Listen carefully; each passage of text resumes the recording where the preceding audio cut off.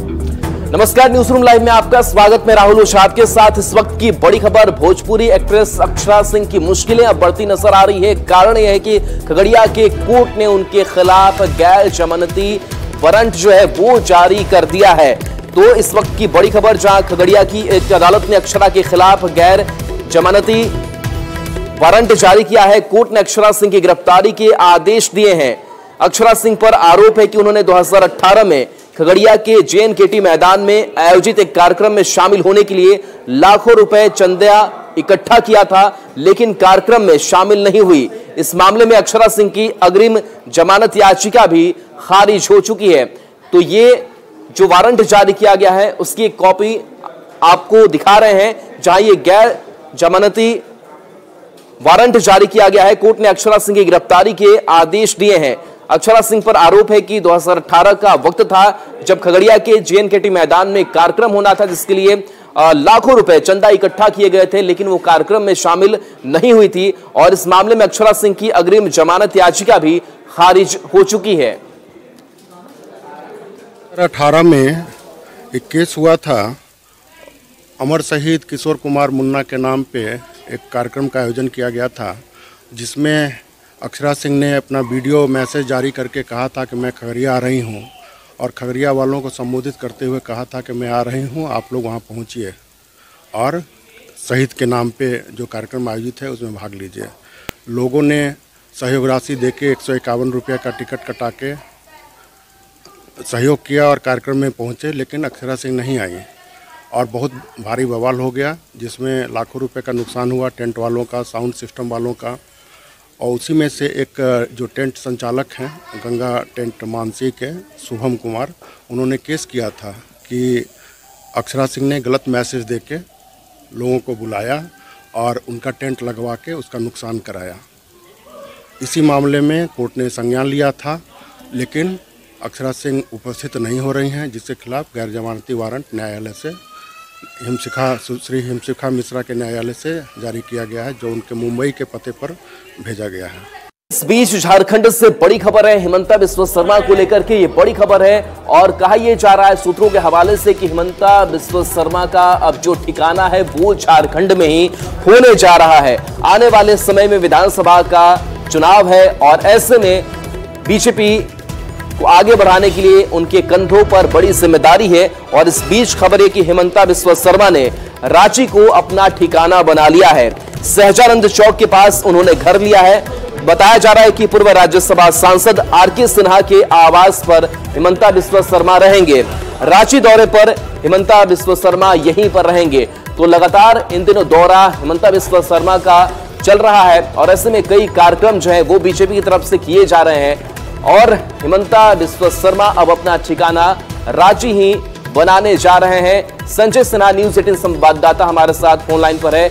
Himanta Biswa Sharma BJP को इस बार चुनाव में जीत दिलाने के लिए हर वो कोशिश कर रहे हैं जो कोशिश उन्हें करनी चाहिए। अब कहा जा रहा है कि ठिकाना ही अपना रांची में उन्होंने बना लिया है। क्या पूरी खबर है संजय? देखिए, पूरी खबर देखिए एक संदेश देने की कोशिश है कि जो राजनीति में चुनावी माहौल में जो ये कहा जा रहा है कि बीजेपी में जो बाहरी नेता, आयातित नेता जो यहाँ चुनावी माहौल को प्रभावित कर रहे हैं, तो बीजेपी एक संदेश देने की कोशिश कर रही है कि अब जो चुनाव प्रभारी घोषित किए गए हैं वो दरअसल आपको यही रांची में रहकर ही लोगों से संवाद करेंगे। क्योंकि हर बार आते हैं, चूंकि असम के मुख्यमंत्री हैं, जाहिर है कि जब वो आते हैं तो उनके साथ एक उनका अपना एक लंबी जो है सिक्योरिटी एक श्रृंखला होती है, सिक्योरिटी गार्ड्स होते हैं, साथ में कई लोग होते हैं सुरक्षा को करके। तो हर बार आते थे तो रांची के निजी होटल में ही ठहरते थे। तो लिहाजा पार्टी ने ये मैसेज देने की कोशिश की कि अब वो आएंगे तो अपना एक उन्होंने जो पूर्व सांसद थे आपको राज्यसभा के, उनके जो फ्लैट है उनका जो है उसी फ्लैट को उन्होंने ले लिया है। अब वो वहीं रहेंगे, जब भी रांची दौरे पर आएंगे तो वहीं रहेंगे, उनकी पूरी सिक्योरिटी भी यहाँ भी रहेगी। तो दो चीज़ों को मैसेज देने की कोशिश की। राजनीतिक लिहाज से ये मैसेज देने की कोशिश है कि वास्तव में असम के जो CM हैं, जो बीजेपी के चुनाव से प्रभारी हैं, वो वास्तव में इस चुनाव को कितना महत्व दे रहे हैं। और उसके अलावा जो बार बार ये दावा किया जा रहा है कि जो इनकी ओर से कि जो JMM या कांग्रेस के जिन्होंने बयान भी दिया, इस पर पूरा कर सकते हैं कि तरीके से सियासत तेज है कि JMM और कांग्रेस से कई नेता इनके संपर्क में है। तो अब चूंकि अब जाहिर है कि अब यहाँ पर जब अपना आवास लेंगे तो आप कोई भी नेता हो जाकर मिल भी सकते हैं। मतलब कुल मिला के ठहराव को लेकर मैसेज दिया गया है कि ये वास्तव में गतिविधियां सिर्फ जोर से हलचल नहीं होती, तूफान आता है गुजर जाता है, ऐसा नहीं है। तूफान में शांति भी है, तूफान का अपना ठिकाना भी है, तूफान आपसे बात भी करेगा। तमाम चीजों को लेकर के यहाँ पर जो है एक बीजेपी की ओर से बड़ा मैसेज देने की कोशिश की गई है कि हेमंत बिस्वा शर्मा रांची में ही है, अपने आएंगे तो हम लोग ये खबर नहीं चलाएंगे कि हाँ वो आकर फलाने होटल में ठहरे हैं। आकर खबर ये चलेगी कि जो उनका आवास है रांची में वो अपने आवास पर ठहरे हैं। चलिए, बिल्कुल, बहुत बहुत शुक्रिया संजय इस अपडेट के लिए आपका।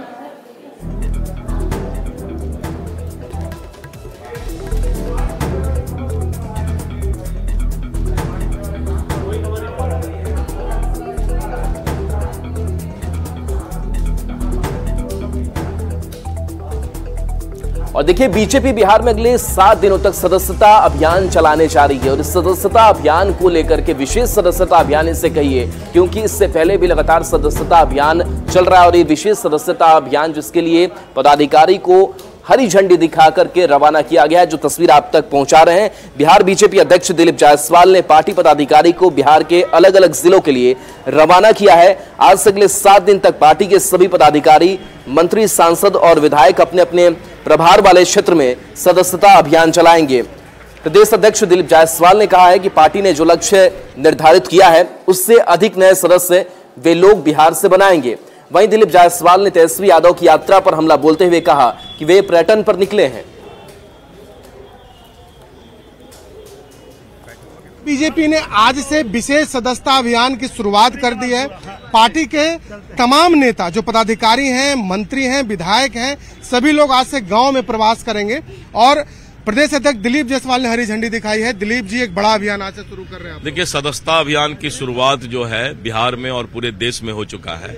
आज हमारे जितने भी पदाधिकारी हैं, जितने भी विधायक हैं, जितने मिनिस्टर हैं, सभी लोग चलो गांव की ओर और एक एक घर का दरवाजा खटखटाना है, भाजपा का सदस्य बनाना है और राष्ट्रवाद का ध्वज फहराना। तेजस्वी यादव यात्रा पर आज से निकल रहे हैं। वो घूमने फिरने जा रहे हैं, थोड़ा मन नहीं लगता है उनको तो घूम फिर करके फिर चले आएंगे। और आज से अगले 7 दिनों तक भाजपा के तमाम नेता गांव में प्रवास करेंगे, बूथों तक जाएंगे और नए सदस्य बनाएंगे। कैमरा पर्सन अमित के साथ शैलेंद्र, न्यूज़ 18 पटना।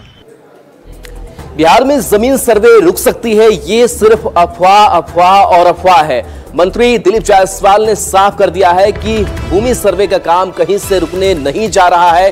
उन्होंने कहा है कि जो भूमाफिया है उनको दिक्कत हो रही है, जिन्होंने जमीन कब्जा करके रखा है उन्हें दिक्कत हो रही है। बिहार बीजेपी अध्यक्ष दिलीप जायसवाल ने कहा कि गांव में कोई विवाद नहीं है, जमीन माफिया नहीं चाहते कि सर्वे हो, अवैध कब्जा करने वालों को ही दिक्कत हो रही है।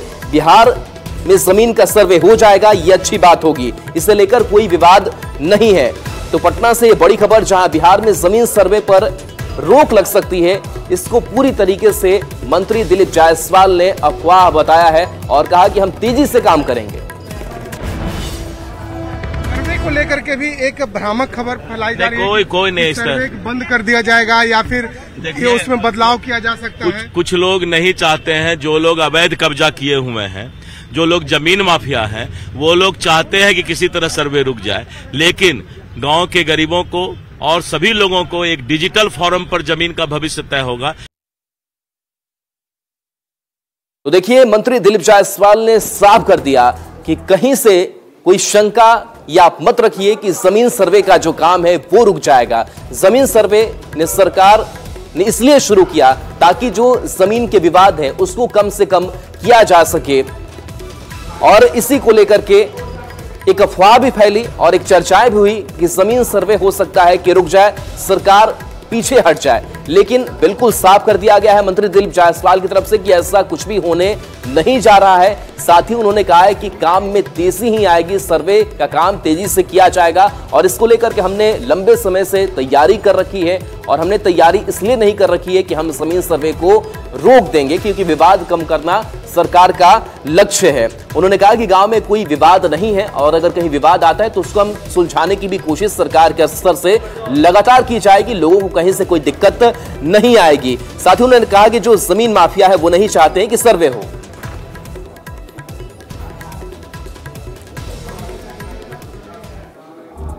और देखिए खबर दानापुर से है, जहां शिक्षकों के लिए नाव के साथ साथ लाइफ जैकेट की व्यवस्था की गई है। पिछले दिनों जिस तरीके से खबरें बिहार के अलग अलग जिलों से सामने आती रही और एक खबर पटना से भी सामने आई जहां पर एक शिक्षक की मौत हो गई, और उस खबर को हमने भी प्रमुखता से दिखाया था कि अगर लाइफ जैकेट होता तो उस शिक्षक की जान बच सकती थी। और देखिए इस न्यूज़ 18 की पहल का भी असर इसे कह सकते हैं, जहां नासरीगंज घाट से दियारा के लिए 12 विशेष नाव की व्यवस्था शिक्षकों के लिए की गई है। साथ ही साथ घाट पर शिक्षकों को लाइफ जैकेट भी दिया जा रहा है।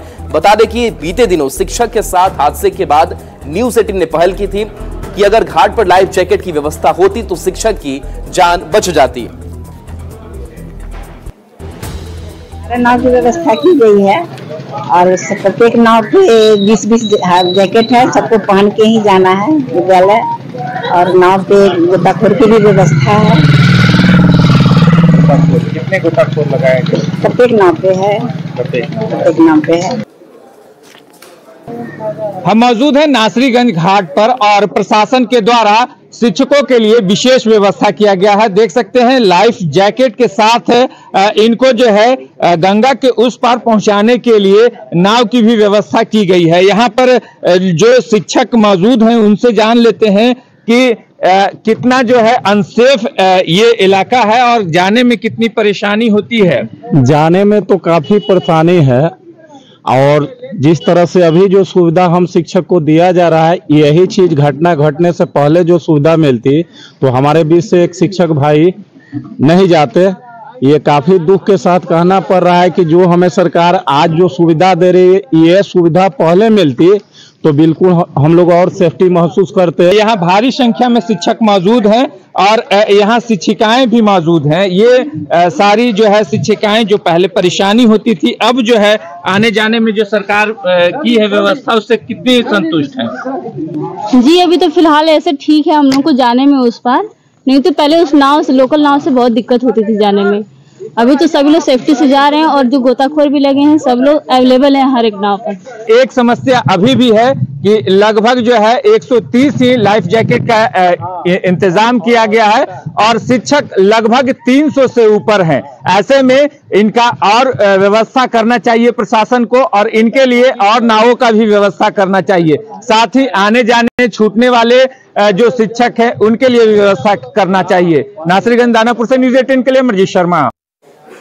सीतामढ़ी के सोनबरसा प्रखंड में एक अस्पताल भवन का निर्माण किया गया, लेकिन इस भवन के निर्माण के साथ साथ कई साल बीत गए, लेकिन अब तक इसका उद्घाटन भी नहीं हुआ है।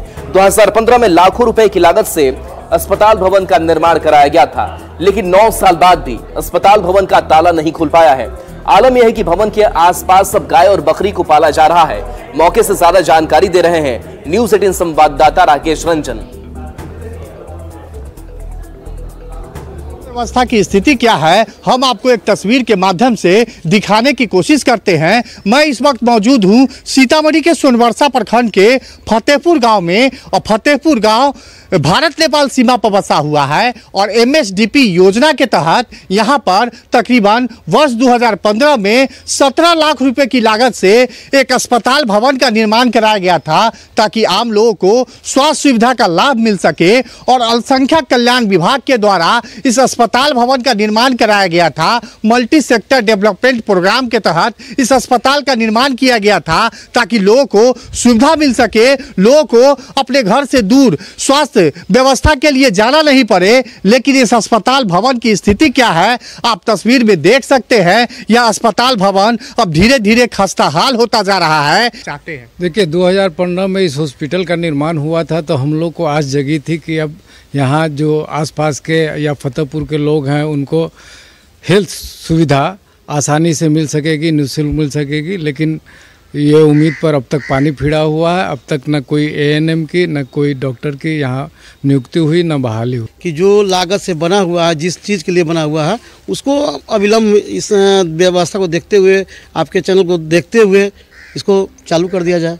वहां अस्पताल भवन का निर्माण करा तो दिया गया, लेकिन इस अस्पताल भवन से आम लोगों को किसी तरीके की कोई सहूलियत नहीं मिल सकी और सरकार का जो लाखों का पैसा था, तकरीबन 17 लाख रुपए की राशि इस अस्पताल भवन पर खर्च की गई, जो पूरी तरीके से बेकार साबित हो रही है। राकेश रंजन, न्यूज़ 18 सीतामढ़ी। और देखिए, केंद्रीय मंत्री गिरिराज सिंह ने राहुल गांधी पर बड़ा निशाना साधा है और उन्होंने कहा है कि जिस तरीके से दुनिया भर में राहुल गांधी भारत देश की इज्जत को मिट्टी में मिला रहे हैं, लगातार उसकी इज्जत को कम कर रहे हैं, ये कहीं से भी सही नहीं है। वे भूल गए हैं कि विपक्ष के नेता हैं। गाली देना इन्होंने अपना कर्म मान लिया है, मर्यादा तोड़ना इन्होंने अपनी संस्कृति मान लिया। मुझे लगता है मर्यादा तोड़कर ही उन पर बोलना पड़ेगा। आगे गिरिराज सिंह ने कहा कि देश को शर्मसार करने की बात है कि विपक्ष का नेता संवैधानिक पद पर बैठकर, दुनिया में बैठकर अपने घर की शिकायत करता है, भारत की शिकायत करता है। छी छी, डूबकर मर जाना चाहिए। ये देश को अंतरकलह और गृह युद्ध में डाल रहे हैं। हिंदू, मुस्लिम, सिख सबके बीच अंतर पैदा कर रहे हैं और गृह युद्ध करवाना इनका ध्येय है। देखिए, राहुल गांधी भूल गए हैं कि वो एलओपी है। शायद एलओपी के लायक वो नहीं है। विपक्ष के नेता के रूप में अटल बिहारी वाजपेयी जब विदेश जाते थे तो कहते थे एक देश एक नेता। ये भी अपनी दादी से पूछ ले। और मैं बार बार कहता हूं कि इनको गाली देना इन्होंने अपना कर्म मान लिया है, राजनीति की संस्कृति मान ली है। और मर्यादा तोड़ना ये अपनी संस्कृति मान ली है। अब तो मुझे भी लगता है कि मर्यादा तोड़ करके ही इनके ऊपर बोलना पड़ेगा। बिलो द बेल्ट बोल रहे हैं आप, बार बार इस बात को उठाते हैं कि एलओपी हैं, लेकिन बिलो द बेल्ट बयानबाजी उनकी होती है प्रधानमंत्री को लेकर के, बीजेपी देश को लेकर के। ये देश के लिए शर्मसार करने की बात है जो विपक्ष का नेता एक संवैधानिक पद पर हो और दुनिया में जाके अपने घर की शिकायत करे। छी छी छी, डूब के मर जाना चाहिए। हमें तो लगता है ये देश को अंतर कलह में डाल रहे हैं।